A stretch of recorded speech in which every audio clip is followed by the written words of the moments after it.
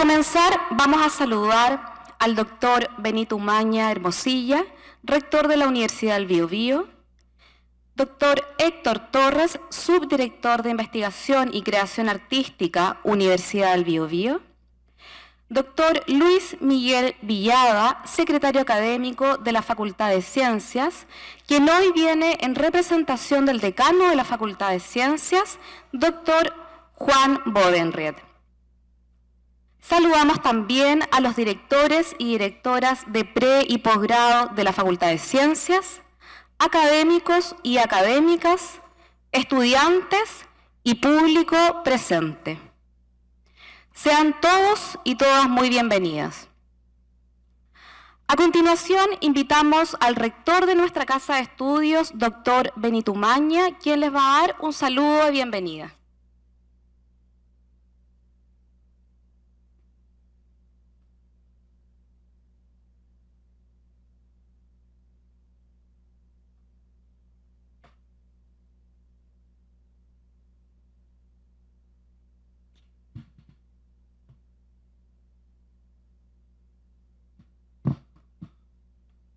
Muy buenos días, pero vamos a esperar que se instalen mientras los estudiantes, las y los estudiantes.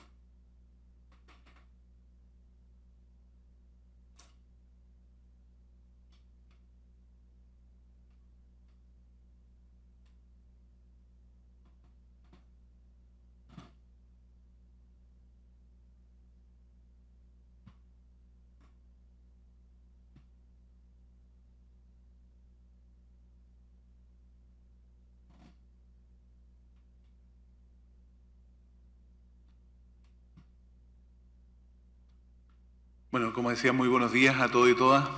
Me sumo a los vocativos. Yo quiero saludar también a la directora de la Junta Directiva, Marcela Vidal, profesora del área de Ciencias de nuestra universidad. Yo quiero darles la más cordial bienvenida a todos y todas ustedes a la Universidad del Biobío. Saludar a todos quienes nos acompañan, pero especialmente a ustedes que nos acompañan de los colegios de la región de Ñuble. Así que bienvenidos y bienvenidas a la Universidad del Biobío. Muy buenos días. Hola, hola. Esperamos que no sea la primera vez o la última, y tampoco menos la última vez que ven en la universidad, ¿no? ¿Habían estado en la universidad antes? ¿Sí? ¿No? ¿Pero conocían la universidad? ¿Sí? ¿De qué colegio son? A ver, colegio, indiquen los colegios, a ver. Darío Salas. ¿Cuál más?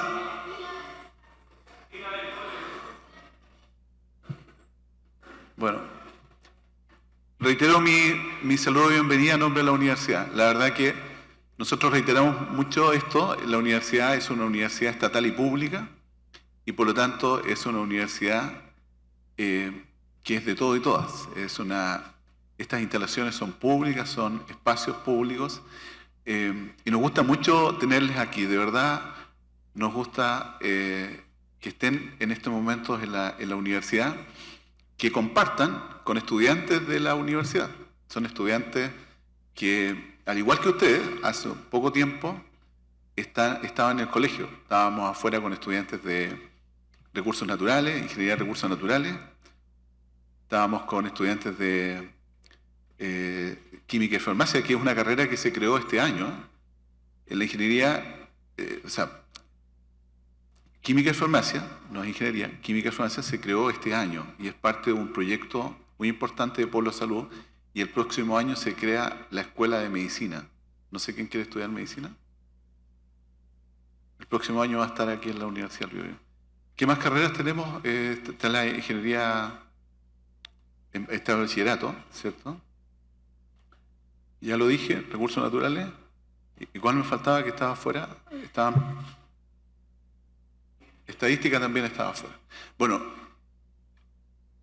en este ámbito nosotros nos interesa divulgar la ciencia y por eso es que es tan importante que ustedes estén acá, porque nos interesa dar a conocer como Universidad del Biobío la ciencia, divulgarla y especialmente que ustedes se motiven con la ciencia. Que ustedes se motiven y que se despierten con la ciencia, con la investigación en los distintos ámbitos. El Ministerio de Ciencia lo que está haciendo en estos días está desarrollando el Festival de la Ciencia con este mismo objetivo, y por lo tanto estamos felices de que la Facultad de Ciencia de nuestra universidad enmarque estas actividades en este Festival de la Ciencia. Buscamos eso, buscamos divulgar, buscamos que ustedes se motiven, y que por eso les decía yo, no sea la última vez que vengan a la universidad, y ojalá estén en los próximos años estudiando con nosotros carreras de distintos ámbitos de la universidad, pero en este ámbito, ojalá, cierto, también de la área de ciencia. Esta actividad se va a realizar hoy día en Chillán, pero también el miércoles en Concepción. Una bonita labor que hacemos como universidad es que estamos en Concepción, en la región del Biobío, y estamos en Ñuble, acá en Chillán. Así que abordamos también las dos regiones. Yo quiero nada más que felicitar a la Facultad de Ciencia, a todo su equipo académico, administrativo, y especialmente también a los y las estudiantes que me he encontrado con ellas afuera, y ellos que han estado trabajando y han preparado los stands para ustedes, para poder darles a conocer lo que hacemos y, como decía, motivarles, divulgar la ciencia, y esperamos contar con ustedes acá en la universidad a futuro también como estudiantes. Así que un gran abrazo, bienvenido y bienvenida a la Universidad del Biobío. Muchas gracias.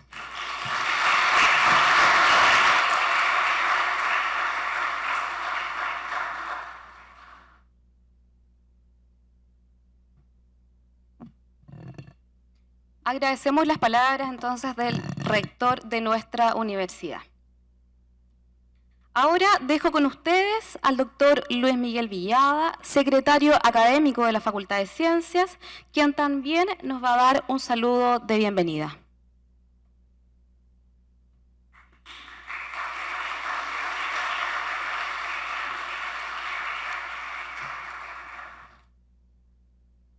Muchas gracias, Ángeles. Muy buenos días a todos, todas, chiquillos. ¿Dónde están? Los quiero escuchar. Levanten la mano por allá. Hola, digan. Sean todos bienvenidos. ¿Ya?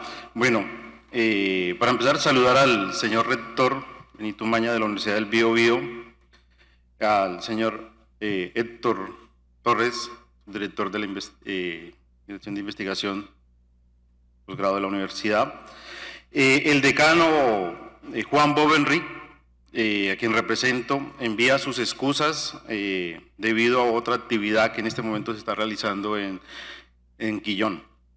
Hoy inauguramos la actividad Mentes Inquietas, Ciencia Despierta, con la cual estamos dando el vamos al mes de la ciencia. Esperamos despertar el interés de nuestras niñas y niños jóvenes en el mundo que nos rodea, que desarrollen a temprana edad un pensamiento crítico, informados y preparados para enfrentar los problemas ambientales y con espíritu de sostenibilidad del medio ambiente.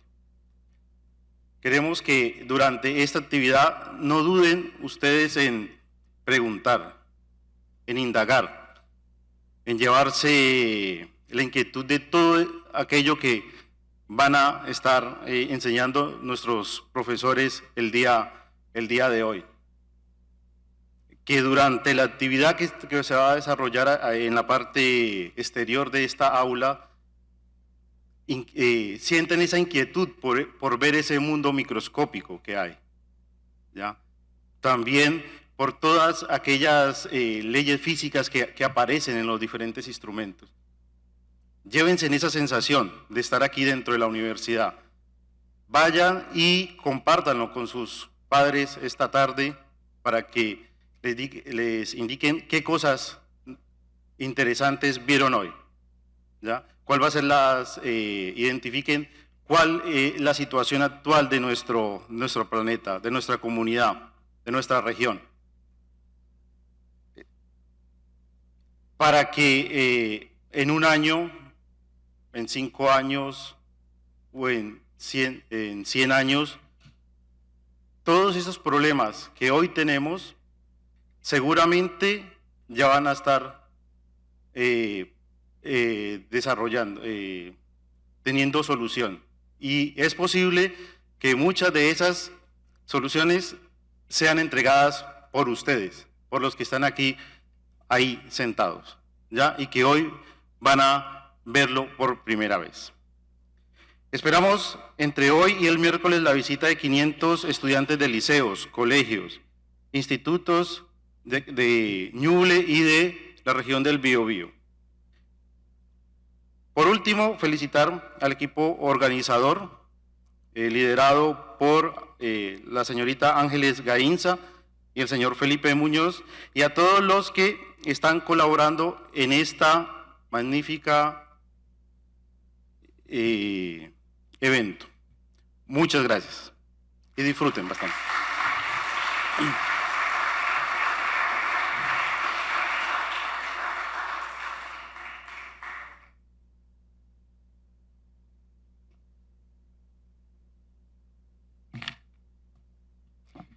Agradecemos entonces también las palabras de Luis Miguel Villada. La divulgación científica desempeña un papel esencial en la misión de acercar el conocimiento científico a la sociedad en su conjunto. En muchos sentidos, la ciencia es el motor que impulsa el progreso de la humanidad, pero este motor solo funciona eficazmente cuando se comparte, pero también se comprende. Las universidades, como centros de investigación y conocimiento de vanguardia, tienen una gran responsabilidad, fundamental en la promoción de la divulgación científica.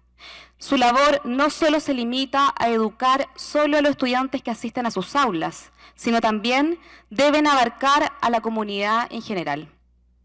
La Facultad de Ciencias de la Universidad del Biobío reconoce su compromiso con la divulgación científica como parte fundamental de su misión educativa y hacemos hincapié en la importancia de iniciar esta acción desde edades tempranas.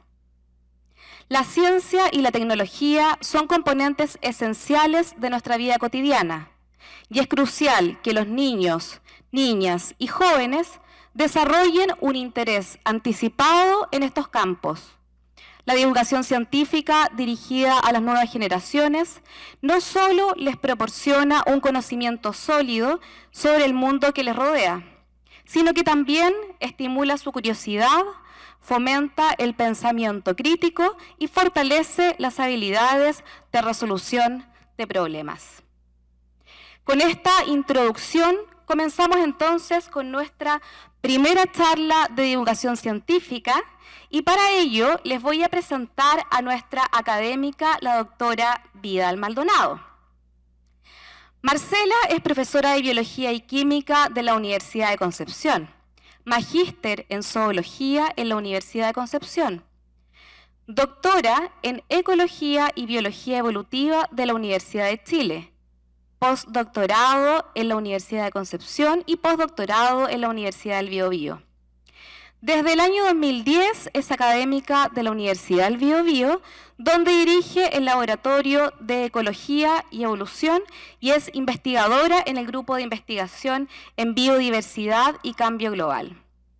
En su historia académica, Marcela ha dirigido 42 tesis y monografías de pregrado y de posgrado. Ha participado en 17 proyectos de investigación relacionados en la a la conservación de anfibios y reptiles en Chile. Ha desarrollado proyectos de conservación de anfibios junto al Ministerio del Medio Ambiente y diversas fundaciones y organizaciones internacionales. El nombre de su presentación de hoy es La conspiración antrópica que extingue la biodiversidad. Brindamos entonces un aplauso e invitamos al escenario a la doctora Marcela Vidal Maldonado. Gracias. Ahora sí. Hola. ¿Cómo están? ¿Bien? Sí, como que con sueño. A ver, ¿cómo están? ¿Bien? Bien. Ellos sí, ustedes están durmiendo. ¿Qué les pasa? Bueno, la idea que vamos a tratar de presentar hoy es cómo la biodiversidad, y estoy hablando biodiversidad con eso, a todos los reinos de la tierra, las plantas, los animales, los hongos, las bacterias, ¿y qué más falta ahí? Materia de quinto básico.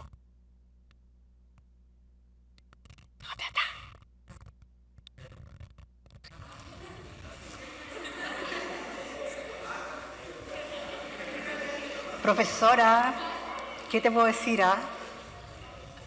Y los protistas, ¿sí? Entonces, vamos a tratar de vincular el concepto de una conspiración. La conspiración quiere decir, desde el punto de vista del diccionario, que es una acción negativa que se ejerce sobre algo o alguien para provocar un efecto negativo en ese algo y en ese alguien. Entonces vamos a decir que la conspiración ocurre sobre la naturaleza. Ese es nuestro objeto, ¿ok? Entonces, la idea, y esperen que se me ha quedado aquí, vamos a hablar de cómo la intervención del hombre, por eso dice esa conspiración antrópica, antropogénica, para el que no conoce el concepto. Vamos a contar una historia. Básicamente sabemos que desde mucho tiempo la Tierra surge hace unos 4.500 millones de años atrás, ¿sí? Espero que no exista ningún terraplanista aquí.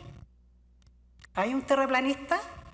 Porque si no, lo sacamos inmediatamente de la sala, ¿sí? Porque fíjense que después va a venir una colega que es cosmóloga y entonces a ella le pueden preguntar por la Tierra plana. Pero en esta representación, porque la Tierra realmente no es una esfera, es un geoide, lo que tenemos acá es que la Tierra surge hace unos 4.500 millones de años atrás. Pero la vida en realidad aparece hace unos 3.500 millones de años a través de los estromatolitos. Las camas de piedra se formaron a través de cianobacterias que fueron capaces de generar el oxígeno que nosotros tenemos en nuestro ambiente. Esa atmósfera oxidante es la que nos permite respirar y la que también te envejece. Te permite vivir, pero te mata. Entonces, cuando empiezan a aparecer estas bacterias que son de ambientes muy singulares y que producen este oxígeno que nosotros podemos respirar, aparecen las especies. Y con las especies aparece el ser humano.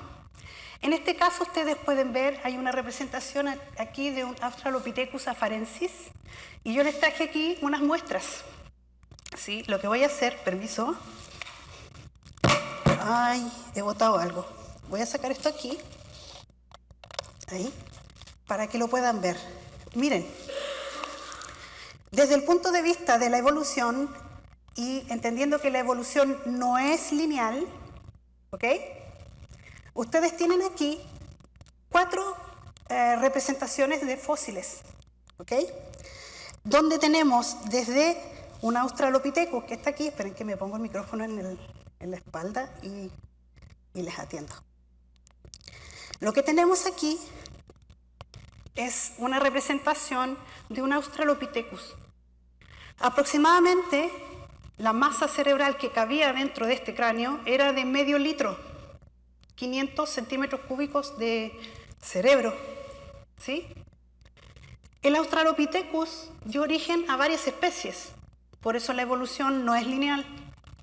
Entonces, aparece en esta representación Homo erectus. Homo erectus tenía una masa cerebral mucho mayor, ¿sí? Aquí dice, yo lo he marcado, entre 900 y 1200 centímetros cúbicos. Y uno pensaría que cuando tienes medio litro de cerebro y tienes un litro, más de un litro, uno podría pensar más que el otro, ¿sí? Que uno era más inteligente que el otro. Pues no es tan así. cada especie, con el desarrollo cerebral que tenía, era capaz de interactuar con su ambiente. Y por lo tanto, esa capacidad lo hacía inteligente en su momento. ¿Ok? Pero, por ejemplo, aquí ya tenemos a un Homo neanderthalensis, un neandertal. ¿Sí? Este neandertal tenía una masa cerebral de aproximadamente 1,5 litros. ¿Ok? Este neandertal se decía que era mucho más bobo que Homo sapiens. ¿Sí? Pero nuevamente la idea de la evolución y de la inteligencia no es tratar de determinar si uno es más inteligente que el otro, sino cuál es la capacidad que tienen los organismos de adaptarse al ambiente en el que sobreviven. Y entonces aparece el increíble Homo sapiens. Si ustedes pueden ver, va desde aproximadamente 1,5 litros de cerebro, de masa cerebral, hasta casi 2 litros. Y tal vez la literatura sostiene que ese es el problema. Mientras más cerebros, parece que somos más estúpidos. Y digo eso en términos de lo siguiente. Cuando tenemos al Homo sapiens y tenemos algunas de las ramas evolutivas anteriores, se ha descrito que el Homo sapiens tiene una datación de su registro fósil de aproximadamente entre 200.000 y 400.000 años. El nuevo registro fósil demuestra que probablemente pudo haber sido más antiguo. Y entonces, este Homo sapiens es el que ha generado las mayores transformaciones del sistema natural desde que tenemos conocimiento de lo que sucede en la Tierra. Pero este homínido que está acá también era capaz de generar herramientas, también era capaz de modificar el ambiente natural. Por lo tanto, él también fue responsable de lo que nosotros vemos en la actualidad. Pero cuando nos vamos más atrás, el registro fósil también demuestra que en los entierros funerarios también tenían herramientas. Por lo tanto, este también era responsable de modificar el sistema natural. Y una investigación más reciente demuestra que precisamente el Australopithecus tenía herramientas en sus ofrendas funerarias y esas herramientas eran como cuchillos. Esos cuchillos las armaban para poder cazar, pero también como ofrenda en una cesta fúnebre. Por lo tanto, independientemente de la especie de la que estemos tratando, los homínidos han sido capaces de hacer transformaciones dentro del sistema natural. Y entonces, el problema es el siguiente. La literatura describe, y se los voy a volver a repetir más adelante, la literatura describe que en los últimos 60 años, solo en los últimos 60 años, Homo sapiens ha sido el responsable de toda la destrucción que conocemos, más que todos sus predecesores. Solo en 60 años, toda la destrucción la ha generado este. Le vamos a dar una patada. ¿Cómo lo hiciste, no? Y entonces, teniendo en consideración esa idea, entonces, ¿qué sabemos de la biodiversidad? ¿Cuántas especies conocemos? Desde el punto de vista científico, sabemos que aproximadamente conocemos 1/10 o tal vez 1/7 de todas las especies conocidas en la Tierra. Ustedes van a tener una charla hoy acerca de cómo se nombran las especies. Y precisamente ahí es donde también nosotros decimos, ¿y si hay muchas más especies de las que nosotros esperamos que existan? Y les muestro esto. Sí, yo les estaba preparando para esta diapositiva. Cuando tenemos que la biodiversidad corresponde a cerca de 1.700.000 especies, entre las bacterias, las arqueas, los protistas, las plantas, animales y hongos. Pero desde el punto de vista matemático, se ha calculado que probablemente de todas esas especies, nosotros solamente conocemos el 8%. y falta por conocer el otro 92%. Faltan muchos científicos y científicas que hagan ese trabajo. Entonces, el cálculo matemático se hace aquí pensando en que todos los días se están publicando especies nuevas. Y entonces, haciendo una proyección, uno puede decir, faltan tantas por describir. Entonces, ese rol transformador de Homo sapiens empieza a tomar la forma que les quiero que les quede en la cabeza. Primero, que entiendan que la agricultura fue nuestra gran revolución. Hace 11.000 años antes del presente, 11.000 años antes del presente, comenzó la domesticación. Este ser humano, ¿sí?, se dio cuenta de que podíamos modificar las plantas y los animales, que los podíamos adaptar para nuestro uso, ¿sí? Y la literatura describe, por ejemplo, el descubrimiento de la agricultura y la domesticación hace aproximadamente 11.000 y 5.000 años antes del presente, en 6 eventos diferentes. ¿Qué quiere decir eso? Que el ser humano descubrió que podía modificar las plantas en 6 momentos históricos distintos en todos los continentes, sin haberse transmitido la información. Llegaron a la misma solución. Y entonces, la realidad actual es que, si ustedes pueden ver aquí Homo sapiens, vemos que 1 de cada 4 personas vive como se vivía hace 6.000 años atrás. 1 de cada 4 viven como se vivía hace 6.000 años atrás. Y eso significa que estamos en presencia de que esas personas viven sola y exclusivamente de la agricultura, sin usar petróleo para poder hacer esa agricultura. Y entonces el problema es que, sabiendo de que la agricultura nos posicionó por sobre otros organismos, por sobre las plantas, por sobre los animales, entonces tenemos este gráfico. En el eje X estoy mostrando los años y en el eje Y el número de personas.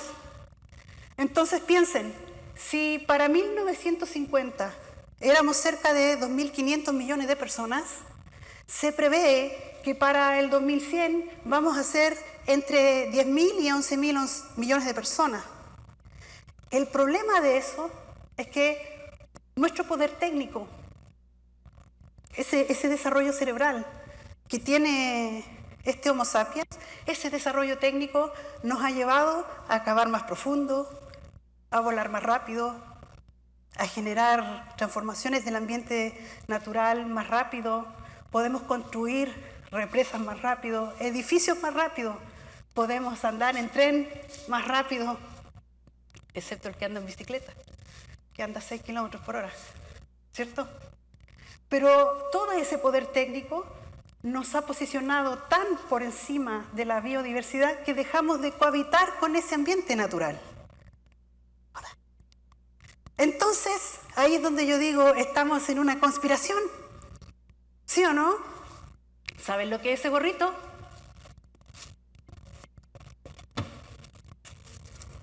Porque yo soy conspiranoica. Las conspiraciones son parte de la existencia del ser humano. Entonces, este gorrito dice que las personas que piensan en las conspiraciones dicen que las ondas electromagnéticas golpean nuestro cerebro, leen nuestras mentes, que nos han implantado un chip y que con este casco, entonces a mí no me van a leer la mente. ¿Sí? Pues se lo estamos poniendo hasta los gatitos, ¿no? Entonces hay que creer que a lo mejor eso pasa. Y entonces yo con mi gorrito de la conspiración, mi gorrito para que no me lean la mente, entonces les quiero contar que efectivamente nosotros estamos dentro de un sistema en que la conspiración más grande la hacemos nosotros mismos. ¿Sí? Y entonces empieza el punto. Si nosotros entendemos que desde el punto de vista del desarrollo cerebral humano, y vuelvo aquí, si nosotros comprendemos que esto funciona y sabemos que en los últimos 60 años se han desarrollado las transformaciones más grandes del sistema natural, ¿qué pasa con la biodiversidad? Los pingüinos se están extinguiendo, los felinos, tenemos reptiles, anfibios, todo tipo de organismos se están extinguiendo. ¿Y por qué? Por mi posición de conspiranoica. Porque no nos estamos dando cuenta de que somos nosotros los conspiradores al momento de destrozar el sistema natural. Y entonces es cosa de mirar. Voy a sacar mi gorrito porque veo que me miran el gorrito, Se van a tener que venir a sacar una foto aquí. Es cosa de mirar, por ejemplo. Ustedes pueden ver aquí esta fotografía. Son viveros de hortalizas para poder generar lechugas para Europa. Y están introducidos dentro del desierto. O sea, en el desierto, lo que significa llevar agua al desierto, sacar el agua fósil del desierto y regar todas esas plantas. ¿Para qué necesitamos producir tanto? Y si hablamos de la ganadería intensiva y extensiva, ¿cuál es el motivo de tratar de generar tanta carne que no nos comemos? ¿Cuánta es la carne que se elimina en los grandes países productores del mundo? Pues es mucha. ¿Y qué pasa con la biodiversidad en el caso de la ganadería? Pues que se va muriendo. Y entonces, en el caso de la pesquería, como pueden ver ahí, dice 1 de cada 5 personas dependen actualmente de los recursos pesqueros. Y dice que el 75% de las costas del mundo en este momento están agotadas, en declive o están por agotarse. En Chile, si ustedes buscan información, en Chile la información de Cernapesca dice que ya no hay peces. No hay peces. Y entonces, ¿para qué nos sirvió esa tremenda masa cerebral para pensar y ser más inteligentes si no estamos haciendo eso que debiera ser inteligente? Y ustedes pueden ver aquí que si ustedes sacan la cuenta, entre el 1900 hacia atrás y el 2000 hacia adelante, en los últimos 60 años pasamos de capturar a nivel mundial 18.000 toneladas de peces al año y eso aumentó a 100.000. Y después nos preguntamos con tanta inteligencia por qué estamos perdiendo los peces.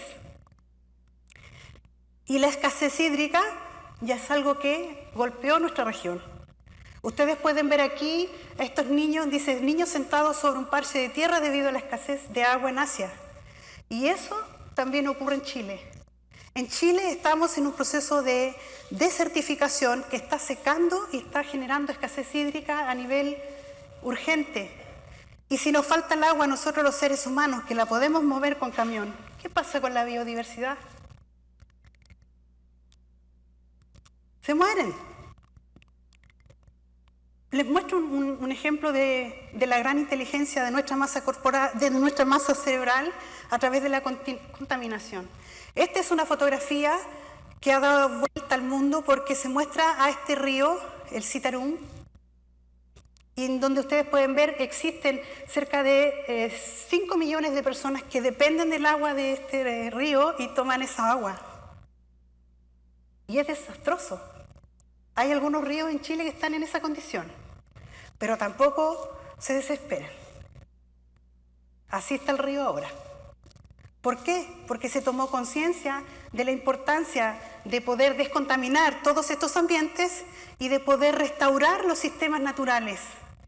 Porque ahora que estábamos en una posición como ser humano aquí, ahora estamos viendo de que tenemos que nivelarnos y ser cohabitantes del sistema. Se muere la biodiversidad y nos morimos con ella. Entonces tenemos también como consecuencia que todos los grandes ríos a nivel global ya no llegan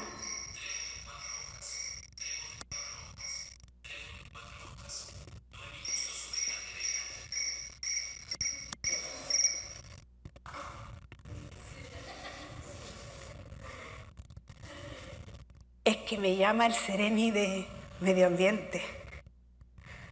¿Aló, Ceremi? Sí, estoy en una charla en la Universidad del Biobío. ¿Del Darío Salas? Sí, sí. No, los del otro lado de la... No se ríen mucho. Son fome. Oiga, Sereni, ¿será posible que a lo mejor nos ponga más platita para hacer investigación? Tal vez así podemos rescatar especies. Sí. Ah, sí, sí. Ya, pero sí. Yo estoy en una charla. Por favor, déjeme. ¿Qué se cree usted, Sereni? Chao. ¿Saben lo importante que es tener un contacto con el Ceremi de Medio Ambiente? Necesitamos muchas cosas. Necesitamos de ti, necesitamos de las autoridades, de la investigación en la universidad. Si nosotros nos conectamos y poder lograr pensar que podemos conservar la biodiversidad, entonces vamos a sobrevivir. Nos vamos a nivelar. De eso es lo que estamos hablando. Entonces, tenemos una contradicción en el diálogo, ¿ya? Queremos rescatar la naturaleza por un lado, pero somos conspiranoicos, ¿cierto? Seguimos las conspiraciones, nos creemos el cuento de la tierra plana, del ecologismo, de los antivacunas. Entonces hay que sacarse el gorrito, porque en realidad no me están leyendo la mente, o al menos eso creo. ¿Sí? Y entonces te muestro cifras. El 20% de los humanos consume más del 80% de los recursos del planeta. 5.000 personas mueren diariamente a causa de las aguas insalubres. 1.000 millones de personas no tienen acceso al agua potable. Si esas personas no tienen acceso al agua, la biodiversidad tampoco. 1 de cada 4 mamíferos, un ave de cada 8, un anfibio de cada 3 está en peligro de extinción en la actualidad. Las especies en este momento se extinguen a un ritmo 1000 veces superior al ritmo natural. Estamos en este momento en la extinción del antropoceno. La 6ª extinción masiva provocada, en este caso, por el ser humano. Se predice una pérdida de especies de entre un 15 y un 37% para el año 2050 en todo el mundo. El 72% del territorio chileno está en un proceso de desertificación. Estamos teniendo problemas para acceder al agua.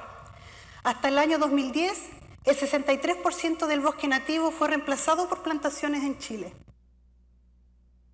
Y después nos preguntamos por qué tenemos inundaciones. Entonces, esta es la última. Entre el 2010 y el 2015 se han ingresado 24.000 individuos correspondientes a 467 especies exóticas, que además generan un problema en los ecosistemas porque desplazan a la especie nativa, ¿cierto? Perfecto. Entonces, es un problema. Y entonces vuelvo a la idea inicial. ¿De qué nos sirvió tanto desarrollo cerebral? ¿De qué nos sirvió? ¿O será que los ácidos grasos que tenemos en la cabeza nos está haciendo pensar mal? Hay una investigación científica que dice que efectivamente los delfines tienen problemas de esquizofrenia y de enfermedades mentales producto de que tienen un cerebro más grande con más grasa. A lo mejor tenemos mucha grasa en el cerebro. Y entonces, ¿qué hacer? Tenemos que aliarnos con las autoridades, tenemos que entrar a la universidad y hacer investigación científica. Pero yo les muestro aquí lo que nosotros hacemos.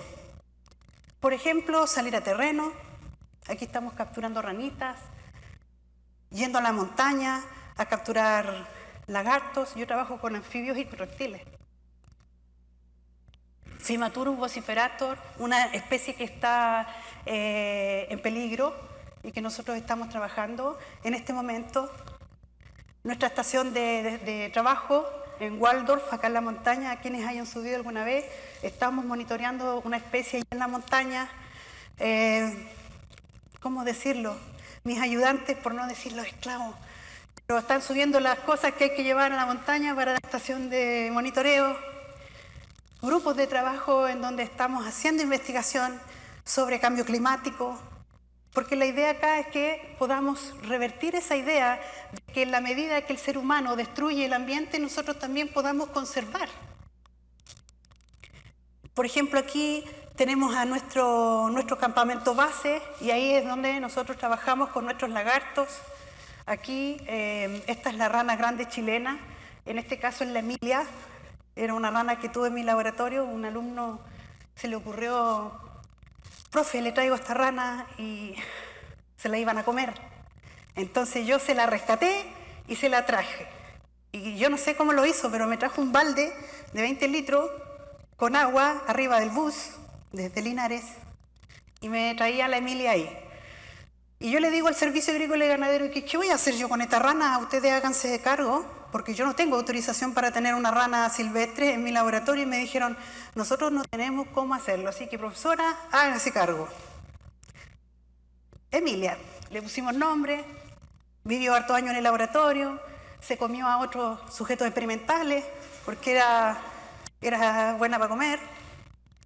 Hacemos investigación en terreno, rescatando especies en la isla Mocha, por ejemplo, en Valdivia, en diferentes lugares. Ahí ustedes pueden ver una ranita pequeña. Lo que estamos haciendo acá es tomar datos para poder conservar la especie desde el punto de vista de saber qué come, cuánto mide, cuáles son las estaciones de reproducción. Y aquí ustedes pueden ver esta ranita, y si ven ahí, en el dorso, tiene un nanochip. Acá se ve mejor. Nosotros lo que hacemos es que no le voy a poner, por supuesto, a la rana el gorrito de la conspiración para que pueda yo leer el nanochip. Pero sí, efectivamente, aquí nosotros lo que hacemos es que esta ranita es tan pequeña, el nanochip es del porte de un grano de arroz, se hace una microcirugía y se introduce el nanochip, y con eso nosotros los marcamos y los estamos monitoreando durante el año.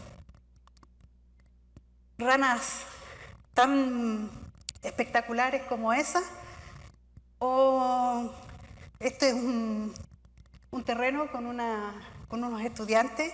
A las 6 de la mañana, antes de que todo el mundo saliera a hacer sus cosas, andábamos en Chile Chico, al sur de Chile, y dijimos, saquemos una foto si no andan en vehículo. También uno la pasa bien. Trabajar también implica algunos riesgos, pero también uno lo pasa bien, y con eso hemos generado mucha investigación científica. Entonces, la idea acá es que podamos entender que la biodiversidad está en riesgo, pero ese riesgo lo hemos generado nosotros mismos, nosotras mismas. Y lo que necesitamos entonces es tomar conciencia de que eso tenemos que investigarlo, tenemos que saber. Y en la medida que la investigación se desarrolla y podemos conocer a las especies, entonces las podemos rescatar. Entonces, bueno, mi presentación va a llegar hasta aquí, pero les propongo, tengo 3 regalos. ¿Ya? Tiene que preguntar. Ya. Tengo 3 regalos. Vamos por los regalos, a ver. Piensen la pregunta. Sí, a cambio de algo, ¿no? Ya, me los trae. Ya, a ver. Ahí vienen los regalos. Miren qué preciosura. A ver.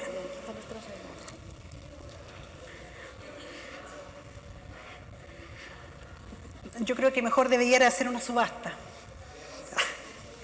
Miren qué lindo. Un cuaderno de nuestro bachillerato. Ya, entonces, pregunta. Ya, 1.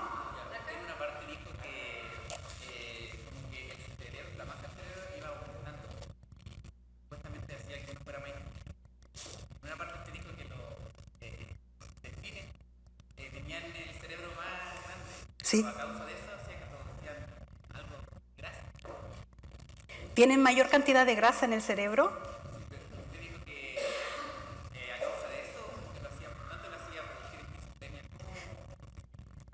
por la misma grasa. La grasa lo que hace es impedir el impulso nervioso. Pero más grande el cerebro, más grasa. En este caso sí. Sí. ¿Alcanzaron a escuchar lo que está preguntando? No, ya otra vez. Otra vez, porque... A ver, pero que la... Préndanle el micrófono al... No. Vamos. A ver si. Ahí sí. Repita la pregunta. Sí. Ya, era de... Ay, se me olvidó. Era el tema del aumento del cerebro, que usted dijo que supuestamente si iba aumentando el cerebro, el tema de la evolución, uno se hacía más inteligente. Sí. Y usted dijo el tema de los delfines, que ellos tenían el cerebro más grande, pero a causa de eso había más grasa. Sí, hace Y caso. eso hacía que producía como enfermedades como la esquizofrenia. Exacto. Y es como, eso no lo entendí, que es más posible. Mientras más grasa, o sea, mientras el cerebro es más grande, más grasa produce, lo que hace que se produzcan más enfermedades, ¿o no? Sí y medio sí. Sí y medio sí. Espérate, vamos a poner por acá porque se acopla el micrófono. Sí y medio sí. O sea, lo que dice la investigación científica es que se ha visto que los delfines tienen mayor incidencia de enfermedades mentales y de esquizofrenia. Y esas enfermedades están asociadas a que el cerebro es mucho más grande que el del ser humano, es más inteligente que el ser humano, pero además se demostró que tenía mucha grasa en su interior y se asoció que esa cantidad de grasa generaba un problema en la comunicación cerebral y producía entonces esas enfermedades cerebrales. Entonces, si por ejemplo se seguiría evolucionando como en ese tema del australopithecus hasta el Homo sapiens, si el ser humano seguiría evolucionando, ¿podría pasarle eso? Dependiendo de su alimentación. Ay. Porque si vamos a seguir comiendo las grasas saturadas, el McDonald's y todo eso, entonces sí vamos a llevar a esa posibilidad. ¿Sí? Ya, gracias. Súper.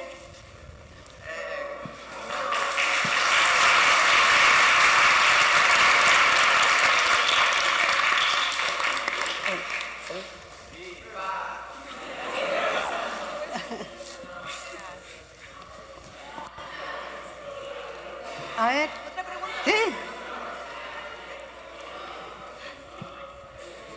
¿Está vendido? ¿Sí? Sí. Es que quería preguntar cuál había sido su investigación más reconocida o con más... Sí, bueno, eso reconocido, más que nada. Más interesante también, reconocida como la que más le haya marcado quizá. Hoy, gracias. A mí me encanta todo lo que hago. Hay algunas publicaciones que son más interesantes que otras. Pero si se trata de algo que a mí me haya encantado, es una publicación que sacamos con profesores de la universidad que utilizó un modelamiento matemático para tratar de prever si la rana chilena se extinguiría o no en el futuro. Y nos tardamos bastante tiempo y el trabajo quedó hermoso porque tiene matemática incluido dentro. Ese es un trabajo que lo hicimos en el año 2017 y que ha sido bien citado. Pero en general a mí me reconocen como la persona que trabajé con las lagartijas de Chile. ¿Sí?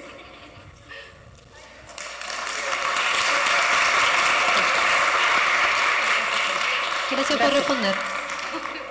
Gracias. Por allá, ¿dónde voy, profe? Ah, la Aquí. última. ¿Quién? Última. Voy a elegir yo.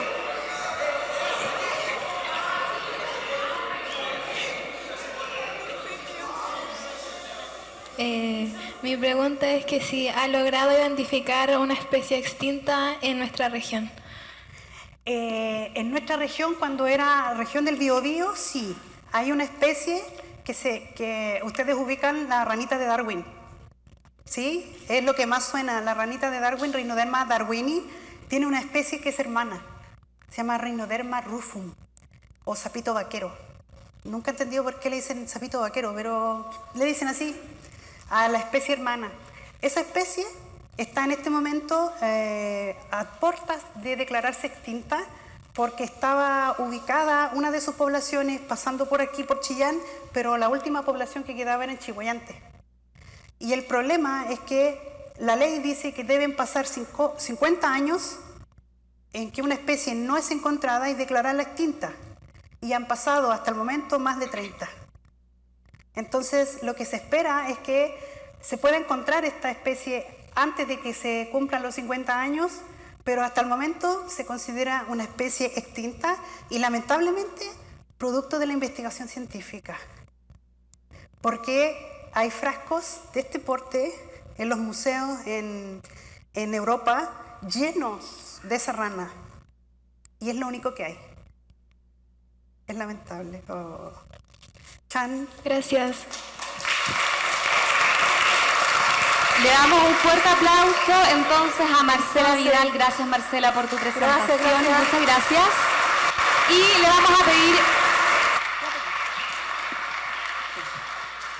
vamos a pedir a Marcela que permanezca en el escenario porque le vamos a entregar un pequeño regalito. Híjale.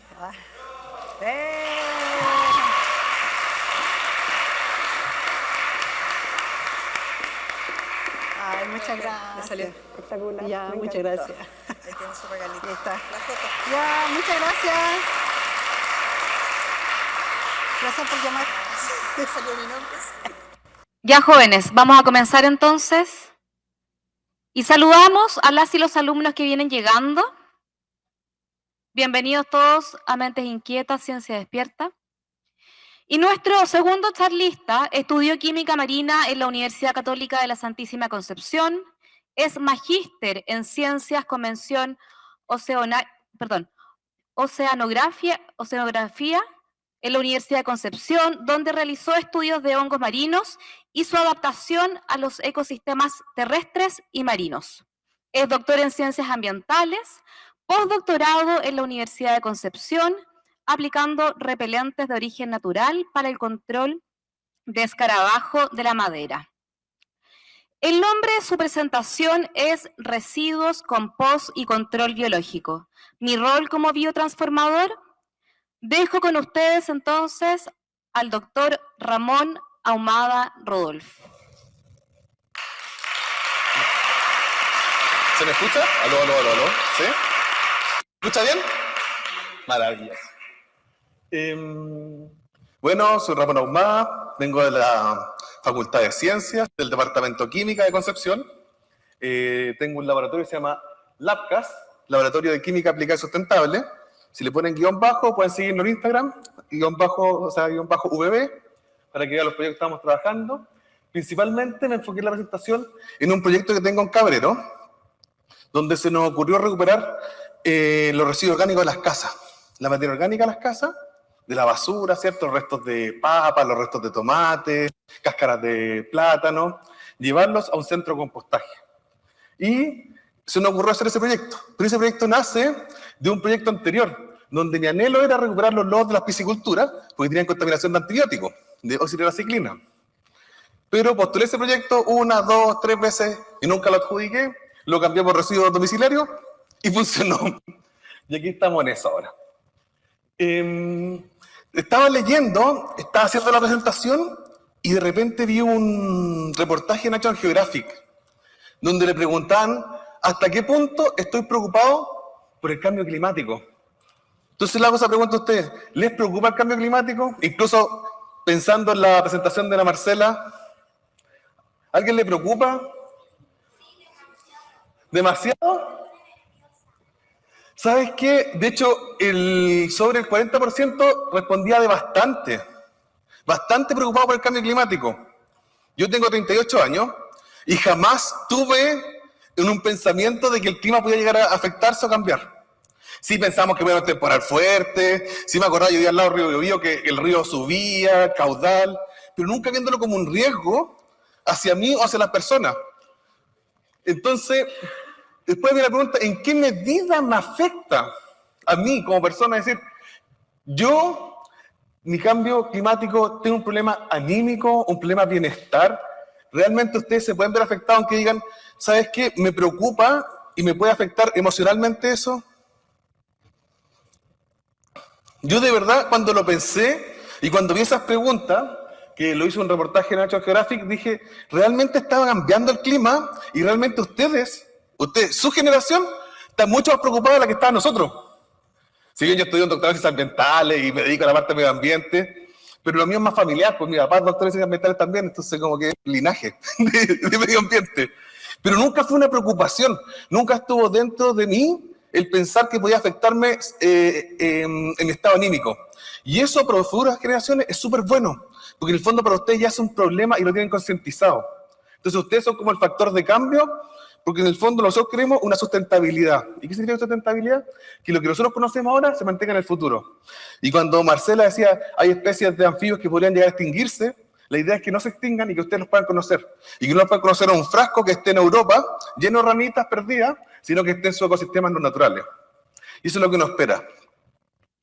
Entonces, eso es un problema y yo creo que para nosotros como investigadores es una oportunidad para ustedes, como nuevos jóvenes, un factor de cambio. Es súper importante. Y como dijo Marcela, empezó con la presentación mía. Como que yo también hablé del World Population. Esa presentación, 18 de agosto, ahí, yo tomé esta foto del censo poblacional. Y el mundo tenía poco menos de 8.000. Pero anoche, tomé de nuevo, y ya somos 8.000 millones de personas en el mundo. Entonces, cuando uno habla de 8.000 millones de personas, una de las primeras preguntas que uno se hace, ¿dónde está la población? Y cuando uno toma el mundo y toma la línea del Ecuador, el 87% de las personas en el mundo vive en el hemisferio norte. O sea, prácticamente 1 de cada 10 personas, o sea, nosotros, vivimos en el hemisferio sur. ¿Sabían eso? Otra cosa interesante es que Bangladesh, y lo veo un problema de residuos, un problema de basura, son 167 millones de personas. Y si uno toma la región del Biobío, que son 20.000 kilómetros cuadrados, 23.000, y la región de Antofagasta, que son 150.000, es más grande que Bangladesh completo. O sea, la región de Atacama más la región del Biobío es más grande que Bangladesh en espacio. Y viven 167 millones de personas.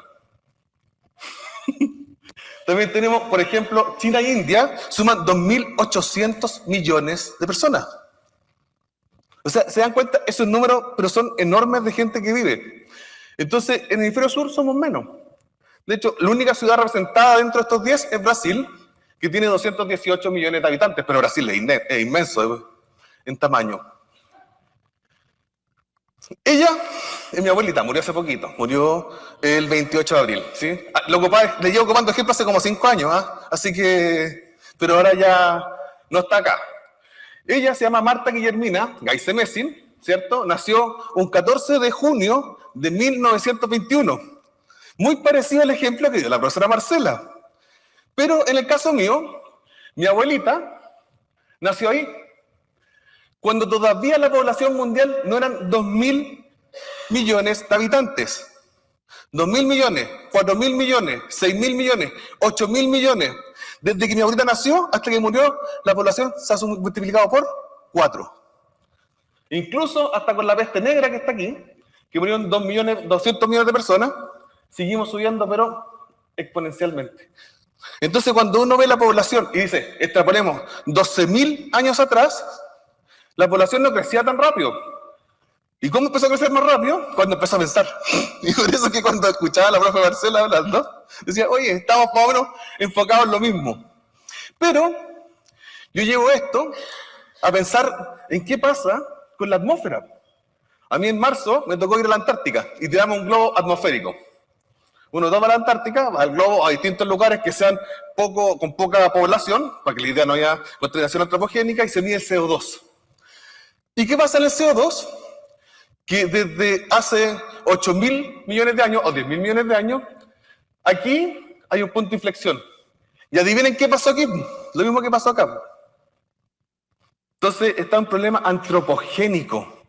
No es natural que el CO2, que parte con un promedio de unos 250 partes por millón, 300 partes por millón, llegue a las 420 partes por millón.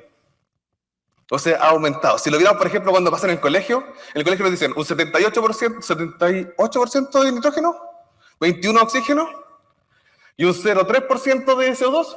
Cámbialo, es 0,4. Están en 400 partes por millón. Ya subió un poquito más.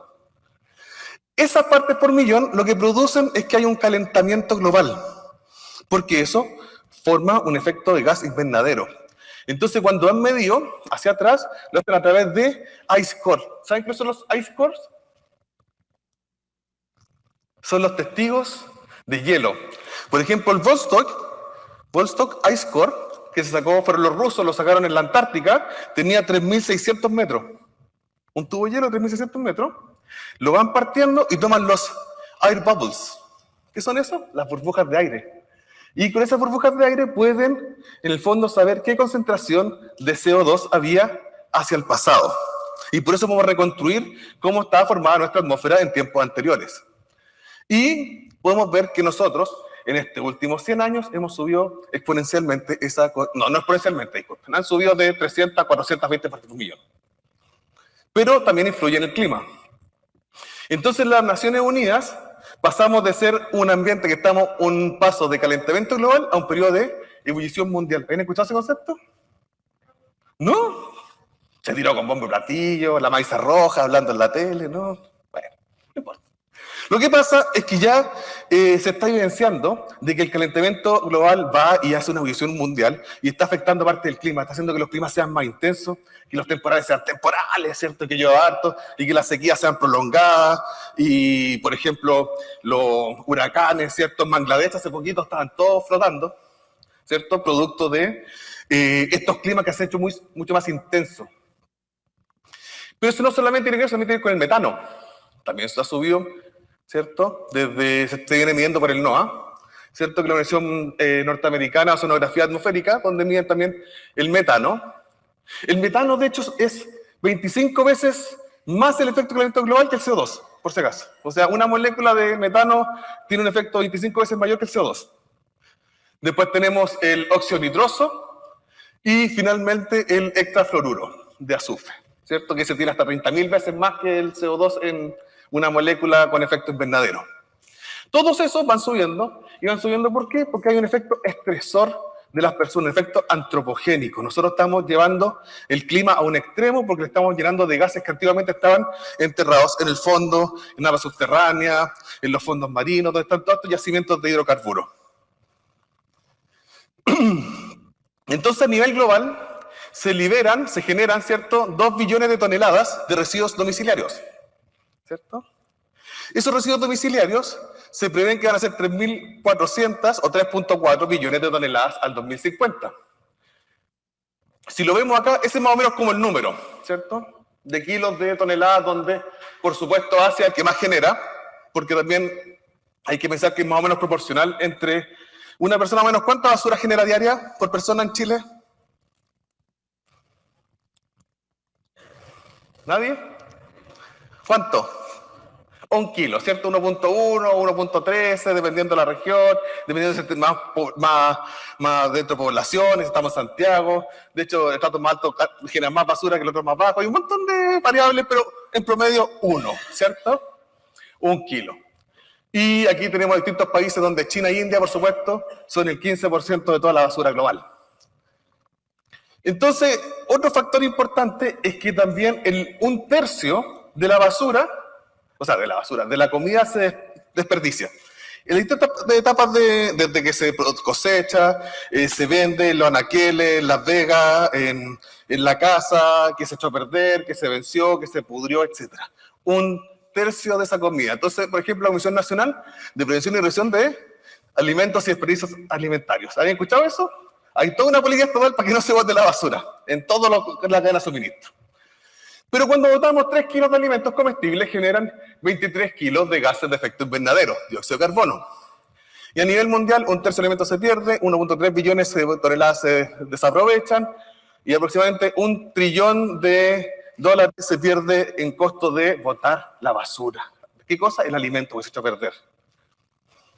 En ese, un 45% fruta y verduras, un 35% los pescados y mariscos, 30% cereales, 20% productos lácteos y un 20% las carnes de vacuno y aves en general. Eso es más o menos lo que se pierde en porcentaje. Esos son datos internacionales, son datos de la ONU. Cuando revisamos los residuos en Chile, ¿cierto?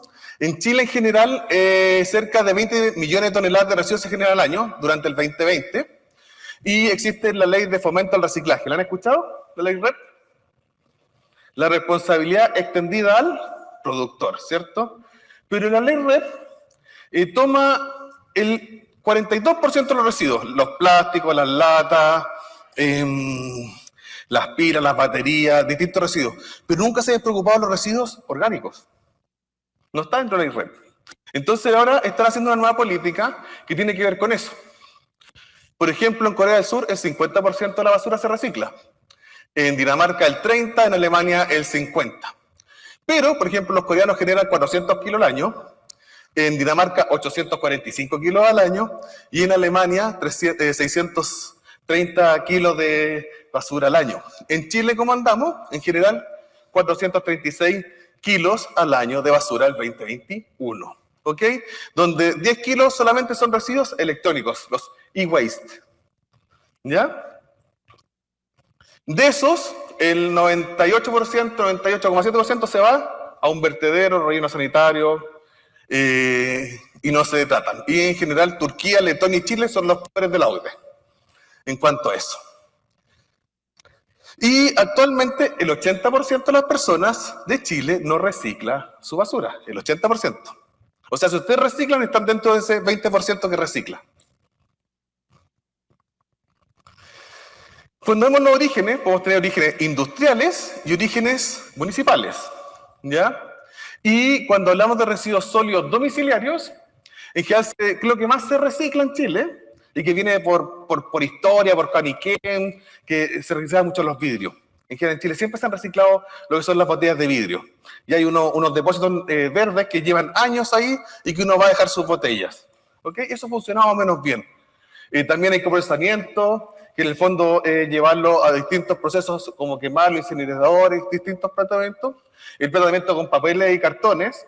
No sé, acá en Chillán, pero ya en Conce, nosotros en el laboratorio de la de Conce agarrábamos todos los papeles, ¿cierto? Llenábamos unos basureros con papeles blancos y una vez al año íbamos, los dejábamos ahí y nos comprábamos unos completos. Sí, porque juntábamos harto papel durante el año y una vez al año comíamos completo con una bebida, porque más alcanzaba, porque no es que vaya a ser rico reciclando papel, ya no, imagínense que van a llegar y comprarse un computador, no. Como un completo y una vez alcanzaba. Reutilización, compostaje, reciclaje plástico, tratamientos de aceites, maderas, etc. Todo eso más o menos lo que está reciclando, pero principalmente el vidrio. Cuando uno ve un residuo, ¿cierto? Sólido de un municipio, según la EPA, ¿cierto? Que es la Agencia de Protección Ambiental de Estados Unidos, una tonelada de residuo orgánico genera 4.2 toneladas equivalentes de CO2. ¿Ya? 4.2 toneladas equivalentes. Entonces nos vamos a que Ñuble. Si Ñuble genera 133.608 toneladas de basura, el 74% es orgánica, o sea, 86.000 toneladas de basura, lo que equivalirían a 361.000 toneladas equivalentes de CO2. ¿Por qué equivalente? Porque no solamente CO2, es CO2, hexafluorocarbono, óxido nitroso y metano. Y generalmente cuando vemos un vertedero, como es anaeróbico, lo que más se elimina es metano, que es 25 veces más el efecto invernadero que lo que genera CO2. O sea, si esa planta estuviera un poco más aireada, sería un poco menos contaminante, de hecho. En la región del Biobío es un poco más, ¿cierto? Harto más. Pasamos a 1.172.000 toneladas de CO2 equivalente al año. Eso es lo que se genera por nuestros residuos orgánicos. Entonces, yo les decía cuando escribí el proyecto de estos residuos, si solamente recuperáramos el 30% de los residuos orgánicos domiciliarios, el 30%, estaríamos no liberando 614.000 toneladas de CO2 al año. Solamente recuperando el 30% de esos residuos orgánicos. Poquito. Pero sería súper significativo. Pero para eso es un bien común. O sea, todos los que estamos acá, que están concientizados, que les afecta el cambio climático, que saben que el mundo está cambiando, ¿cierto? Como la canción. Que saben que esto viene en un proceso que está extinguiendo especies. Podemos cambiarlo, ¿ya? Si no, porque hay que comprometerse, hay que llevar la basura, hay que llevar los plásticos, hay que llevar los cartones. ¿En su colegio tienen puntos limpios? ¿Sí? ¿Y llevan su basura a los puntos limpios?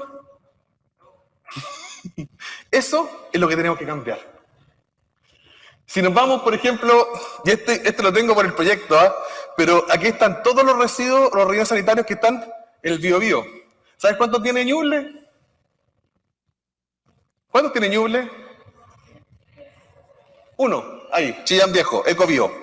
Y me van a creer que está súper saturado, está lleno. Todas estas municipalidades dejan su basura ahí. Estamos hablando de Cauquenes, Coelemu, Chillán, Ningüe, Bulnes, Portezuelo, Chillán Viejo, Ranquil, El Carmen, Trihuaco, Pemuco, San Carlos, Pinto, Coihueco, Quillón, Ñiquén, San Nicolás, Los San Ignacio, disculpa, San Fayán, Quirigüe, San Nicolás y Copiapura. Y se les sumó este año Talcahuano y Hualpén. Porque en Biobío, con todos los que tenemos, no nos alcanza. ¿Y qué es lo que se hace ahí? Se hace un hoyo, vertedero, y se mete la basura dentro. Y se ponen con unos camiones para compactar. Ese es todo el tratamiento que se hace. O sea, nada. Y todo eso que está ahí adentro, toda esa materia orgánica, el 58%, o un poco más en el caso de la región de Ñuble, un 64%, curiosamente, se degrada anaeróbicamente y lleva CO2 a la atmósfera. Esa es la solución. CO2 y metano. Y Ecobío tiene plazo hasta el 2034 para funcionar. Y después no tiene vertedero. Y el proyecto nuevo, que era Ñuble Sustentable, Centro de Manejo Ambiental Ñuble, no le dio la aprobación del Consejo de Ministros. Y tampoco se ve luz verde para un plan B, porque Ecobío ya no tiene más posibilidad de tener, porque su hoyo se le acabó. Al 2034 se acaba su hoyo, su vertedero. ¿Alguien sabía eso? ¿Alguien se había preocupado de dónde va mi basura? Se han dicho, oye, ¿dónde va mi basura? O una cosa que el camión se la lleva y desaparece. Y una cosa como que no está ahí, como que no existe. Sí, es preocupante. Súper preocupante. Y ustedes tienen uno más encima.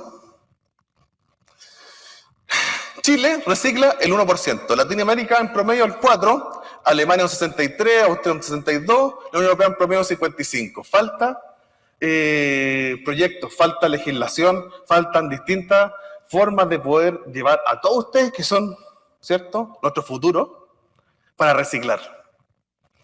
Entonces, cuando hablamos de residuos orgánicos, hablamos que el 58% en promedio es orgánicos. El resto, hay cosas que no se pueden reciclar, como los pañales, las colillas. Hay cosas que se pueden disponer, como por ejemplo los e-waste. También se pueden reciclar las botellas, los cartones, los plásticos, etcétera, ¿cierto? Y la parte orgánica es la que eso hay que empezar a cambiar, hay que empezar a recuperar. Y, por ejemplo, se pueden hacer compostajes urbanos. Pueden ustedes mismos tener una compostera en la casa. ¿Alguien tiene una compostera? Mira, 1, 2, 3, 4, 5, 6. 6 composteras, ¿ven? Que hay un factor de cambio, hay algo que está funcionando bien. ¿Y qué es lo que dice la compostera? ¿Qué es lo que les da de compost? ¿Qué es lo que significa eso? ¿Qué es lo que entrega la compostera? Que eso es lo más lindo, porque de una basura, ¿qué es lo que obtenemos? Un nutriente. Y eso es lo importante. Tenemos materia orgánica, tenemos nitrógeno, fósforo, azufre, tenemos macronutrientes, micronutrientes, etc. Y todo gracias a una cosa que era para nosotros una basura. Entonces ya no es concepto basura, porque si se puede recuperar no es basura, es un subproducto. Y se entiende el concepto. Entonces, dentro de las problemáticas que uno tiene, está el sostenido aumento de la demanda de productos agrícolas, ¿cierto? En la parte de la agricultura, dependencia de fertilizantes y pérdida de productividad. Entonces, ¿cómo podemos solucionar ese problema? Dándole compost. En vez de llevar toda esa basura a ese hoyo, llevar una cancha de compostaje, recuperarla y llevarla a la agricultura. Para tener más tomates, tener más paltas, tener más choclo, tener más verduras, frutas, etc. ¿Cierto? Funciona bien. Un ciclo virtuoso. Las municipalidades se gastan casi la mitad del presupuesto en basura, ¿saben eso? En vez de hacer canchas de fútbol, de comprar la ambulancia para el CEFAM, en vez de comprar, no sé, hacer actividades del 18, traer, no sé, algún grupo famoso. No, tienen que gastarlo en basura. Hualpén, que viene a dejar la basura acá a Ecobío, acá a Chillán Viejo, gasta le va a salir 4.000 millones de pesos en la basura al año. Por si acaso, para que más o menos entiendan lo que estamos hablando de magnitudes de precio. Entonces, tenemos grandes volúmenes de desperdicios que podrían ser un subproducto. ¿Y qué es lo que da el compost? Da su energía en cuanto a tecnologías nuevas, regula la cantidad de agua disponible, aumenta la biodiversidad porque al tener nutrientes también tiene mejor vida. Apoya la ley de reciclaje, aplicación de agricultura, áreas verdes, enriquecimiento de materia orgánica en los suelos, reduce las pérdidas de enfermedades de cultivo, aumenta la fertilidad, disminuye los gastos de acopio y disposición de riles, disponibilidad de nutrientes, ¿cierto? Y mitigación del cambio climático, que es súper importante. Disminución del cambio climático, porque todo eso CO2 que se iba a ir a la atmósfera, ese metano que va a la atmósfera, se va a quedar en las plantas y va a ser un nuevo fruto. Y va a capturar CO2. Entonces, en vez de ese residuo botar metano, va a recuperar CO2 a través de las plantas que van a crecer gracias al compost. Entonces, no es tan difícil entender el concepto. En general, cuando hicimos este proyecto y uno hace compost, es muy importante tener las relaciones. Ustedes sabían que para hacer un compost y que sea rápido, necesitamos generar Bacillus thermus, que es una bacteria. Y esas bacterias van a hacer que su compost aumente la temperatura hasta 70 grados. Pero para eso tienen que darle el combustible. Y el combustible de las bacterias es el material leñoso. Entonces es muy importante tener materia orgánica. Y ahí está al revés, porque la materia orgánica es un 70% y los residuos orgánicos de piscina que un 30%. Y la presentación pasada también dije, lo voy a cambiar. No lo he cambiado todavía. Pero no se confundan. La siguiente presentación lo cambio. Entonces, 2 partes de material leñoso por una parte de materia orgánica. Eso es para poder generar un buen compost, una buena receta. Y aquí se genera este proceso. Hermoso proceso de que primero se edifica, y después vienen las bacterias termófilas, aumentan la temperatura, degradan los compuestos refractarios y van generando este compost que finalmente a los 2 meses ya no tiene olor, ¿cierto? Y es un producto que puede darse en la agricultura. Y como llega a temperaturas altas, también se higieniza. ¿Qué significa eso? Que no tiene bacterias patógenas. ¿Ya? Y es súper importante. Obviamente hay que darle tiempo. Hay que darle humedad, mezcla, temperatura, hay que voltearlo. Si uno lo voltea, las bacterias se van a autocombustionar. Y también va a perder las características nutricionales del compost. Aireación, tamaño de partícula, relación carbono-nitrógeno. Y, por ejemplo, este que está acá es la planta que está en Guape. ¿Alguien conoce Guape? ¿No? Ya, pues si Guape queda... Uno va por el cementerio... 5 kilómetros, 6 kilómetros para el camino hacia Nueva Aldea, hasta Guape. No estamos tan lejos. Podemos llegar en 15 minutos de acá. ¿Qué se puede compostar, cierto? También se pueden recuperar residuos, por ejemplo, ese camión de ahí lleva aceites de frituras. También se pueden compostar. Las ramas de las podas de los árboles, los residuos de las ferias libres, los lodos de las pisciculturas, que son ricas en nitrógeno, en fósforo. Los riles, ¿cierto? De los carbones activados, los trozos de madera. Esa es una foto de Guape. Y los trozos o los restos de leña del bosque. Todo eso se puede reciclar, todo eso se puede compostar de una u otra forma. Esta es la cancha, ¿cierto? Ahí estamos sacando hongos. Nosotros sacamos mismos hongos del compost que son beneficiosos para la agricultura. Y los masificamos y después los tiramos en la agricultura como control biológico. Y eso lo sacamos de ahí mismo del compost. Esa es la cancha de compostaje que está en Guape. ¿Ven que se ve bonita? Pues esto en invierno, esto en verano. Y funciona tal cual. No tiene problemas de clima. Lo que sí es que en el verano más o menos el periodo de que entra el residuo orgánico a que sale son 2 meses y medio y en invierno es como 3 meses y medio. Es un poco más lento el proceso. Y ahí, ¿qué es lo que tratan? SIC, ¿cierto? SIC lleva todo eso, ¿cierto? Ese SIC que está aquí en la autopista. Nestlé, Confrut, ¿cierto? Llevan estos residuos. Acá tenemos otro ejemplo, que es Cerocorp, no se alcanza a ver mucho, que en este momento ellos están procesando plantas de harina, aceites de salmón, plantas lecheras, industrias cárnicas, mataderos y berries. Y hacen canchas de compostaje. Y lo hacen con unas telas. ¿Y saben quién hizo esas telas? Un señor que se llama Lippi. ¿Lo conocen? Él no sé si conocen la historia, que tenía una empresa, funcionaba súper bien, y el directorio le compró la empresa y lo echaron. ¿Sabían eso? Y ahora se dedicó a hacer estas mallas para hacer compostaje. Loco, ¿ah? Y hace estas telas y con estas telas hacen compost. El mismo Lippi, que era dueño de su empresa Lippi, que ya no es dueño de la empresa Lippi, que ahora hace estas mismas malla. Ejemplos: planta de compostaje Viña del Mar, planta de compostaje de Santa Juana y una que viene a futuro en Talca, que no sé cuándo estará lista, pero también hay otra planta de compostaje. Entonces, también hay financiamientos de empresas privadas, ¿cierto? Como AgroSuper, Tabacos, Cambiazo Hermanos, Cencosud, Cervecería Chile, Sofi, Coca-Cola, Embonora, etcétera, etcétera, etcétera, que también tienen plantas de compostaje que están recuperando residuos, ¿cierto? A través del proceso Resimple. Nosotros tenemos recolección de residuos domiciliarios de Cabrero. Ahí estamos trabajando, vamos a hacer una cancha de compostaje. Nuestro aliado, porque le dije que 2 partes eran de acerrín, por una parte materia orgánica, es maciza, que nos va a entregar el polvo MDF. El polvo MDF es cuando esas tablas aglomeradas y las tienen que lijar, salen 600 kilos por hora de polvo MDF, ¿cierto? Entonces en un día tienen como 4 o 5 toneladas de polvo MDF disponibles para la cancha de compostaje.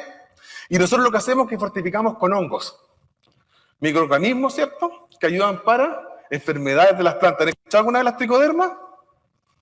¿No? Yo se las presento. Entonces, el control biológico, que es la última parte de presentación, no sé cómo estoy de tiempo, pero pasado, es un método de control de plagas, enfermedades y malezas, ¿cierto? Utiliza organismos vivos. Una de las gracias de utilizar organismos vivos para control de enfermedades es que es compatible con la agricultura orgánica, ¿cierto? Cuando quieren llevar productos hacia afuera y son orgánicos, tiene un valor mucho mejor, y cuando no son, porque dejamos de utilizar pesticidas, herbicidas o fungicidas por organismos vivos. Y estos organismos vivos, por ejemplo, pueden atacar la sarna negra, Lirostera solani, la sarna común, la plateada, la polvorienta, la pudrición seca, Fusarium. Por enfermedades de hongo, nosotros le agregamos un hongo que se come ese hongo, ¿ya? Pero no se come la papa. Y es más, se asocia con la raíz y la ayuda, ¿cierto?, con resistencia inducida a enfermedades, o sea, le agrega química a la planta, le mejora una tolerancia, hace una interacción con la rizófera para que pueda adquirir más nutrientes, la raíz es más grande cuando está asociada a este hongo, ¿cierto? Y hace una competencia, una antibiótico contra alguna enfermedad que quiera llegar. Entonces protege las papas para que estén sanas, grandes y fuertes, y nosotros podamos comerlas después. Y eso es un hongo vivo, ¿cierto? Y se llama tricoderma.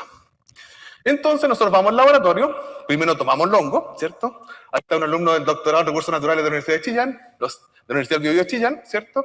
Y el Enzo, que es un biólogo que hizo la tesis con nosotros, y sacamos todo honguito. Esos honguitos los identificamos en el microscopio, los masificamos, ¿cierto?, en esos frascos, hacemos evaluaciones con cámaras climáticas, y después tratamos de validar eso, que la planta vemos si creció mejor o peor con la presencia de la tricoderma. Y vamos haciendo ensayos, ¿cierto? Probamos, por ejemplo, alternaria alternata, Botrytis cinerea, que es la típica hongo que pudre la uva, los berries, ¿cierto? Las frutillas, la frambuesa. Probamos también el Fusarium, ¿cierto?, que ataca las papas, los trigos, etcétera, ¿cierto? Y vamos viendo cómo este hongo se come al otro hongo, ¿cierto? Va haciendo un control biológico. Ahí tenemos distintos patógenos y cómo un hongo crece y el otro, por otro lado, se lo come. Y después en el microscopio vemos como la hifa van como comiéndose y meten la hifa y se comen los azúcares del hongo que está compitiendo al otro lado. Y en el fondo, después hay muchos productos que se venden con tricoderma, no es algo nuevo. ¿Y cuál es la gracia? Materia orgánica, estructura del suelo, condición hídrica, reciclaje de nutrientes, ¿cierto? Y competencia contra patógenos. Y todo eso uno los puede adquirir, ¿cierto? O puede ir a mi laboratorio y me dice, profe, pero este no es tricoderma, toma que tenía un montón. Todo eso se puede hacer con este tipo de organismos. Entonces, son biocontroladores, ¿cierto? Controlan hongos, patógenos, insectos, nematodos, bacterias, supresión de enfermedades y metabolitos fungicidas y antibacterianas. Esa es toda una parte de nuestro laboratorio que tiene que ver con control biológico. No sé cómo estoy de tiempo, pero ya para terminar de contarles, me pasé. Ahí está. Eso es lo que tiene que ver con control biológico. Igual nuestro laboratorio tiene varias líneas de investigación. Ahora esperamos un poco. Tiene varias líneas de investigación. Una es el control biológico. Otro, que me llevó, por ejemplo, le conté a mí que fue la Antártica, ¿cierto? En la Antártica andamos buscando hongos nuevos. Y la gracia de buscar hongos nuevos es que queremos ver propiedades medicinales. Y eso nos llevó, por ejemplo, a buscar neuroprotectores para Alzheimer. Entonces nosotros hacemos crecer el hongo, extraemos la química del hongo y hacemos distintos análisis. Primero hacemos un ensayo de citotoxicidad. El ensayo de citotoxicidad nos sirve para saber si es que ese hongo o ese producto natural que estamos sacando del hongo es tóxico para las personas. Entonces lo probamos con células y vemos si las células se pueden morir o no en presencia del compuesto químico. Como no se mueven, mueren, pasamos al siguiente punto que es ver si son antioxidantes. Probamos los ROS. Luego de probar los ROS, vamos a probar si son inmunomoduladores, son antiinflamatorios, anticáncer de colon y vemos si son neuroprotectores del Alzheimer. Y además de eso tenemos todo un separio del Hospital Regional de Concepción para ver si son antibacterias multiresistentes. Tenemos bacterias multiresistentes y vemos si estos hongos, que hablamos de la Antártica, son capaces de, en el fondo, tener esta antibiosis contra bacterias. Y la tercera parte que vemos en el laboratorio es microremediación de contaminantes, donde, por ejemplo, estudiamos la oxiraciclina, que es el antibiótico más utilizado en la salmonicultura, y nosotros vemos cómo los hongos son capaces de bioremediar eso. En el fondo, de eliminar el antibiótico del ecosistema para que no esté presente. ¿Y por qué queremos eliminar antibióticos? Porque los antibióticos producen resistencia en las bacterias. Entonces, cuando las bacterias aprenden a defenderse de los antibióticos, cuando nos enferman nosotros, no tenemos cómo protegernos. Entonces, síganos en nuestras redes sociales, el que tenemos más activo siempre el Instagram, y ahí van a ver todo lo que hacemos, las investigaciones, hacemos charlas, tenemos expertos micólogos que de repente salimos al bosque y enseñamos de micología a las personas de la comunidad, etcétera, ¿cierto? Siempre tenemos el laboratorio bien abierto para todo ese tipo de actividades. Y reciclen. Como última cosa, hoy día les vine a hablar de reciclaje, de biotransformador, y ustedes, su rol de ustedes como biotransformadores de materia orgánica.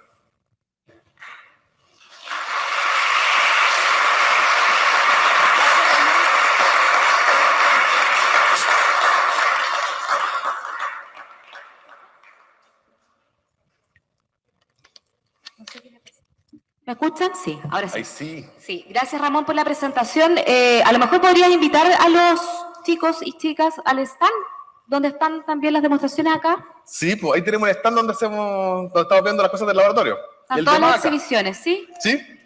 Para que lo pasen a ver. ¿Alguna pregunta antes de...? No, claro, pasamos a las preguntas y vamos a hacer una dinámica. Tenemos 3 premios para Tres premios. las 3 personas que quieran hacer preguntas. Yo tengo sombrero de aluminio. Ya, Noemí va con el micrófono, entonces, ¿quiénes son los 3 que quieren hacer preguntas?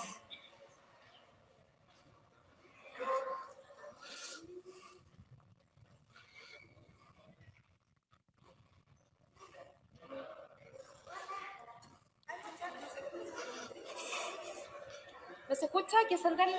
Ángel.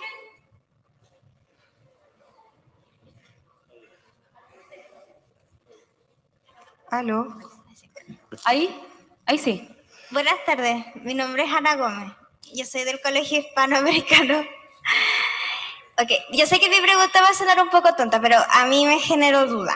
Usted dice que fue a la Antártida, ¿cierto? Sí. Lo comentó en varias ocasiones. ¿Cómo es el ecosistema allá? Porque como no hay gente que viva en ese lugar, ¿hay mucha contaminación en ese lugar o cómo es la atmósfera? Cuénteme. Quiero saber cómo es ese ecosistema. Ya, mira. Primero, una cosa interesante que no hay insectos. Entonces no hay mosca, no hay zancudo, no hay insectos, no hay hormigas, no. Tampoco hay pasto, no hay maleza. Lo que uno encuentra generalmente es musgo. Y entre los musgos hay muchos hongos. O sea, digamos, miles y miles de callampitas chiquititas que salían por todos lados. Lo que yo no esperaba que iba a encontrar, encontramos muchos hongos y musgos. Y lo otro que hay muchos son líquenes. Los líquenes es una mezcla entre alga y un hongo. Y eso aparece en muchos lados que son de ambientes muy extremos. Eso es más o menos el ecosistema. Hay muchas escuas que son unos pájaros grandes y uno está haciendo muestras y en general ellos lo están analizando. Los coreanos los tienen todos con unos aritos aquí. Okay. Entonces cuando uno llega ellos van a molestarte, así como que les dis comida, porque como les dan comida para analizarlo y siempre llegan y unos de asustos que están como picoteando ahí y son carnívoros. Uno encuentra muchos lobos marinos, uno de repente va caminando y de repente, pues como están acostados, están como durmiendo, uno no los ve, pues parecen piedras. Elefantes marinos también viven unos gigantes y pingüinos por todos lados y siempre posan. Un pingüino te ve y así. Es impresionante. ¿Y es verdad que dicen sobre que se están descongelando los glaciares? ¿Es cierto? Sí. ¿Se puede notar? Sí, ¿Es muy notorio? Sí. Hay unos bloques grandes de hielo que se han desprendido desde la Antártica, que son en el fondo unos icebergs andantes. Hay mucho descongelamiento. Yo fui en marzo, principalmente porque quería lugares praderas descubiertas. Okay. Y hay muchas, yo le digo praderas, pero no hay pasto, son musgos, ya, valga la redundancia. También buscamos plantas, encontramos 5 manchones de pasto y sacamos un pedacito, sacamos hongos endófitos de ahí. Porque estamos buscando particularmente, hay unos polisacáridos importantes que pueden resistir las temperaturas bajas. Otra línea de investigación. Pero sí. Se puede notar mucho que sí. Sí. Ya están...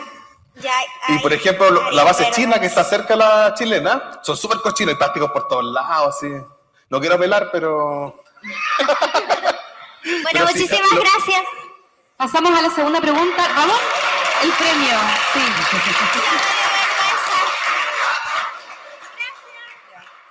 La segunda pregunta. Ya. Hola, buenas tardes. Buenas. Soy Martín Orellana del Colegio Hispanoamericano Río Viejo. Mi pregunta es respecto a cuando se habló de Guape y el proceso de compostaje, que en invierno es más lento. Sí. ¿Por qué se da eso? Que esta diferencia de un mes, que en invierno sean 3 meses y medio y en verano 2 meses y medio. Súper buena pregunta. Lo que pasa es que, como funciona con distintos tipos de bacterias, también hay unos hongos actinomicetos que están, en general, el metabolismo de las bacterias es más baja a baja temperatura. Obviamente, si estuviera en verano y no estuviera humedeciendo el compost, probablemente sea más lento aún que en invierno, porque en el fondo necesitan una cierta cantidad de humedad. Pero como son compost que nosotros estamos todos los días, se airean, se le agrega un poco, se le aumenta la humedad, la temperatura hace que el metabolismo celular sea más rápido que cuando está en invierno. En invierno, y con baja temperatura, de repente, acá en Chillán tenemos fácil 0 grados, las bacterias tienen un proceso de latencia. Entonces eso hace que las temperaturas y las bajas temperaturas, el metabolismo más bajo, y hace que dure un poquito más nuestro compostaje, pero aún así es un mes más y no es significativo en el proceso de que después estamos llevando un residuo. En el caso de Guape son residuos industriales, son aceites de la cocinería, estamos hablando de restos de carozos de los frigoríficos, estamos hablando de productos de Nestlé, de repente llegan manjar incluso, y hay que compostar manjar. Y eso se mezcla con los residuos de SIC, que es la empresa productora de muebles que ustedes todos conocen. Súper. También tenía otra pregunta, Sí, falta. y es respecto al compostaje comunitario. ¿Cómo lo incentivaría usted? Mira, los compostajes comunitarios primero se puede hacer en la casa, ¿cierto? Y también pensar en condominios que sean cerrados, que sean bien, en el fondo, organizados, y entre todos hacer algo sería súper bueno, porque en el fondo cada kilito que se va recuperando va a servir para ir a áreas verdes. Generalmente un condominio tiene que tener un área verde, y se le puede agregar esos nitrógenos, ese fosfato, todos esos nutrientes para que esté más lindo el pasto, esté mejor. Acá en Chillán, en invierno, en verano, hace calor. Yo voy mucho a Nahuel Toro, a San Fabián, y es increíble el calor que hace. O sea, yo que vengo de Conce, que es más bien templado, hasta máximo 25 grados, acá yo me aso. Caen los jotes asados. Vamos entonces con la tercera pregunta. Tercera y última pregunta. Gracias.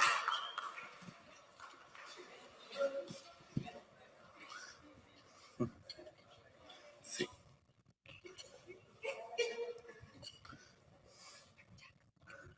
Un iPhone.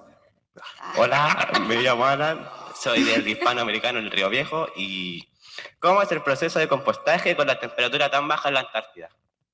No, en la Antártica no he logrado hacer un compostaje aún, pero yo creo que se podría. De hecho, los chinos tienen invernaderos grandes, con luces rojas, infrarrojas, todo para generar un ambiente propicio. La máxima fueron 3 grados.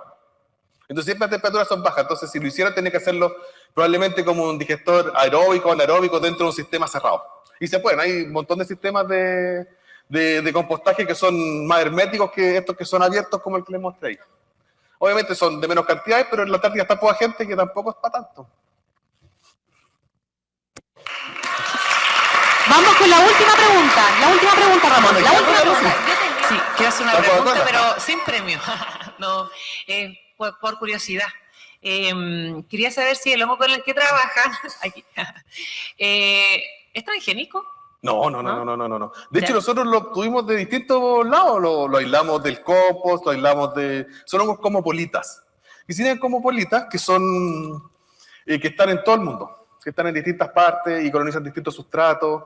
Y en general, este hongo particularmente, muchas de estas especies, por ejemplo, cuando hice mi tesis de magíster, lo obtuve por primera vez en un fiordo en el Golfo Elefante, allá en el sur de Chile, en un sedimento. Andaba en un barco haciendo, cuando era sonógrafo, como que ahora ya no soy sonógrafo, tengo el título nomás.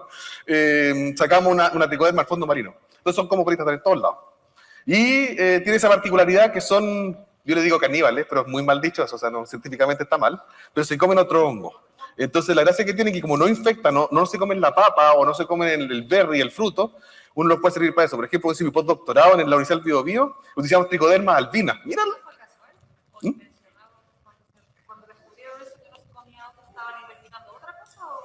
Es que yo creo que tiene un tiempo la investigación de las tricodermas, se utilizan en todo el mundo, no es algo nuevo. Y por ejemplo, para los fiostomas, que son las hongos que manchan madera, lo que utilizan son tricodermas albinas. Entonces, tricodermas que son blancas y las ponen, las rocian en la madera y tienen el espacio para cuando llegan después otro hongo a manchar la madera, no pueden, porque se las come la tricoderma. Entonces, se pueden ocupar para muchas cosas, son súper versátiles como especie. Y no es la única, hay varias especies que son con esas características. Aplausos entonces para el doctor Ramón Ahumada. Muchas gracias por la presentación.